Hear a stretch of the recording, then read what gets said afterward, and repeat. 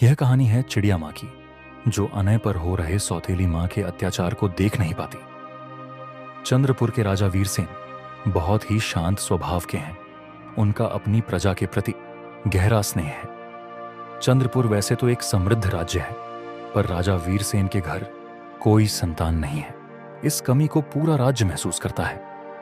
रानी मालविका कई वर्षों से देवी देवताओं से संतान के लिए प्रार्थना कर रही थी। इस बार ईश्वर ने उनकी सुन ली और उनके यहां एक पुत्र अनय ने जन्म लिया।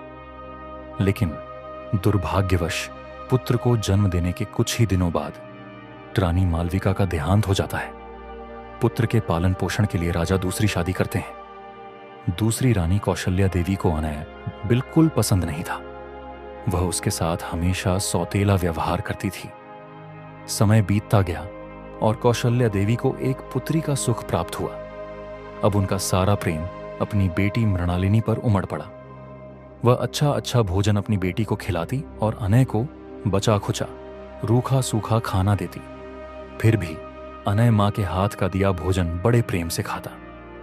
उसी महल में रहने वाली दो चिड़ियां यह सब देखा करती थीं। उन्हें अनय पर बहुत दया आती थी। उनमें से एक चिड़िया अक्सर अपने पति से कहा करती थी, अगर मैं मर जाऊं तो दूसरा विवाह मत करना। एक दिन अनय और उसकी छोटी बहन के बीच झगड़ा हो गया। उस दिन रानी ने अनय को बहुत मारा। इसके बाद राजा को बिना बताए रानी ने अनय को जंगल में मवेशी चराने भेज दिया। उसके लिए केवल सूखा सा भोजन भेजा जाता था। चिड़िया माँ से अनय पर हो रहा अत्याचार देखा नहीं जा रहा था। वह भगवान शिव से प्रार्थना करती, हे प्रभु, अनय को माँ का प्यार और अच्छा भोजन प्राप्त हो। उसी समय भोलेनाथ माता पार्वती के साथ यात्रा पर निकले हुए थे। चिड़िया की भक्ति से प्रसन्न होकर उन्होंने उसे आशीर्वाद दिया।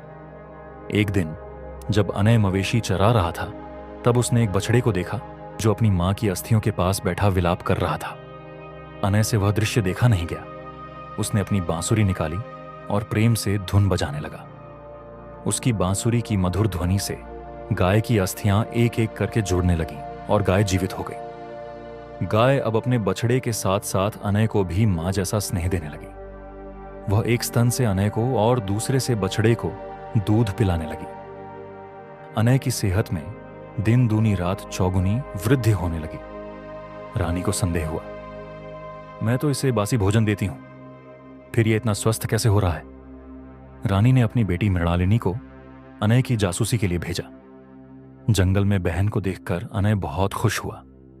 उसने गाय का दूध लेकर अपनी बहन के लिए खीर बनाई और खिलाई। मृणालिनी ने घर जाकर सारी बात अपनी मां को बता दी।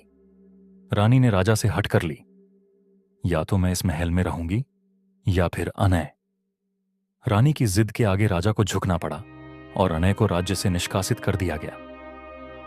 अनय के साथ गाय और दोनों चिड़ियाओं भी जंगल चली गईं। पुत्र वियोग में राजा वीरसेन की भी मृत्यु हो जाती है।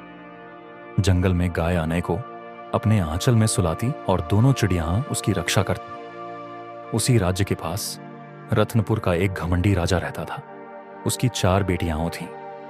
वह रोज उनसे पूछता, तुम किसके भाग्य का खा रही हो। 3 बेटियां कहती, पिता, हम आपके भाग्य का खा रही हैं।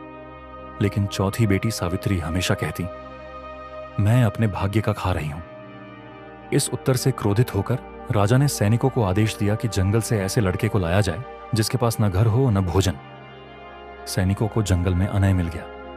वे उसे उठा लाए और अनय सावित्री का विवाह करवा दिया। इसके बाद सावित्री को जंगल में छोड़ दिया गया। अनय को चिंता हुई कि वह अपनी पत्नी का पेट कैसे भरेगा। लेकिन गाय मां ने दूध की मात्रा बढ़ा दी और दोनों सुख से रहने लगे। एक दिन जब अनय सो रहा था, उसे सांप ने डंस लिया।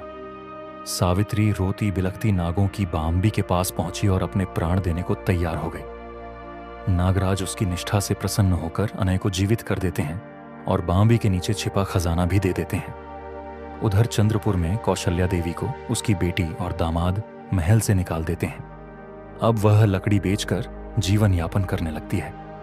इधर अनय उस खजाने से एक भव्य महल बनाता है। गाय और दोनों चिड़ियों के लिए विशेष व्यवस्था करता है। वह गरीबों की सहायता करता और सबको रोजगार देता है। एक दिन कौशल्या देवी लकड़ी बेचने उसी महल में पहुंचती है। वह अनय को पहचान नहीं पाती, लेकिन अनय अपनी मां को पहचान लेता है। वह अपनी पत्नी को सब बताता है। दोनों मिलकर मां की सेवा करते हैं।